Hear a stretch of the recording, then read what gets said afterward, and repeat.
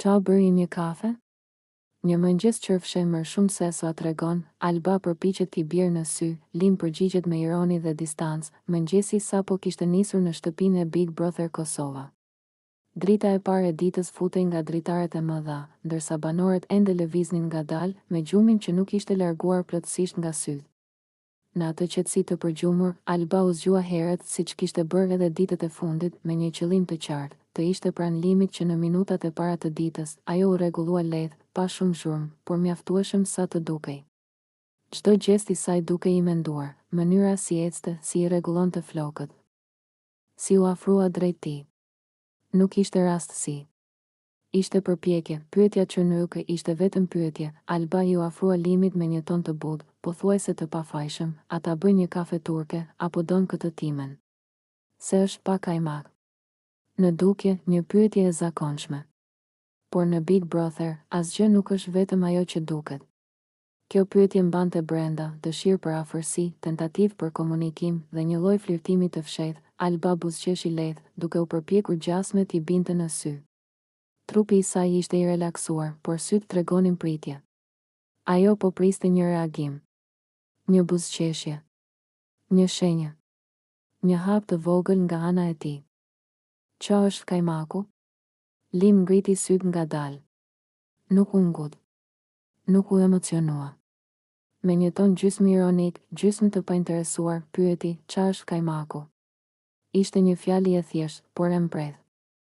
Një përgjigje që nuk i jepte asgjë asaj që Alba po kërkonte. Alba, duke mos dashur ta humbiste momentin, u përpoq ta shpjegonte, është shllak. Ajo u ndal për një çast, sikur po kërkonte fjalën e duhur, por edhe duke parë reagimin e tij, goditja me ironi, pa u menduar gjatë, Lim ja ktheu me një qetësi që dukej therse, jo, shllakun e kam vetë. Fjali e shkurtër. E thatë. Me ironi të hapur, në atë moment, ajo i ndryshoi. Alba mbeti për disa sekonda e ngrirë. Buzëqeshja i u zbe pak, por ajo u përpoq ta mbante veten. Ishte e qartë, Lim kishte vendosur ta mbante distancën, jo me refuzim të drejt për drejt, por me humor të ftohtë dhe ironi. Alba, mes turpit të hre këmbënguljes, brenda saj, Alba po përjetonte një përzierje emocionesh. Nga njëra anë, u ndje pak e turpëruar. Nga ana tjetër, nuk donte të tërhiqej. Ajo e dinte që çdo hap i saj po shihej nga kamerat, nga banorët, nga publiku. Ajo qeshi lehtë, sikur ta merrte me sportivitet, por sytë e saj treguan se fjalët e Limit kishin goditur. Ishte një moment i vogël, por shumë domethënës. Ajo u kthye drejt kuzhinës, duke bërë sikur gjithçka ishte normale, por trupi i saj tregonte se diçka kishte ndryshuar. Hapat nuk ishin më aq të sigurt. Lëvizjet pak më të ngadalta, banorët që rendjen momentin, disa nga banorët e tjerë e kishin dëgjuar dialogun. Nuk ishte e nevojshme të dëgjoje çdo fjalë, toni fliste vetë, e pesi ja ktheu. Përshpëriti njëra nga vajzat, po Alba po mundohet shumë, tha një tjetër, Lim po luan ftohtë, shtoi dikush nga djem. Ky moment u bë temë bisede pa u folur hapur. Secili e kuptoi se lojrat emocionale kishin hyrë në një fazë tjetër, llojime, distancë me humor. Lim vazhdoi ditën e tij sikur asgjë të mos kishte ndodhur. Mori filxhanin, u ul, foli me të tjerët. Nuk e përmendi më kafen. Nuk e përmendi Albën.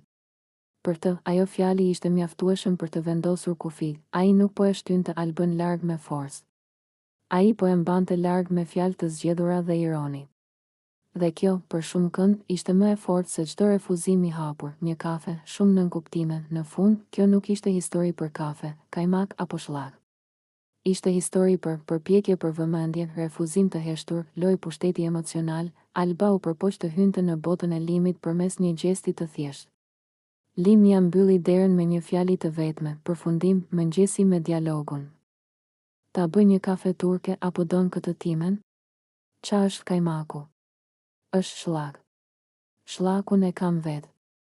Do të mbetet si një nga ato momente të vogla që në Big Brother Kosova thonë më shumë se debatet e mëdha, sepse ndonjëherë një filxhan kafe, një buzëqeshje dhe një fjalë ironike mjaftojnë për të treguar se kush kërkon dhe kush nuk jep.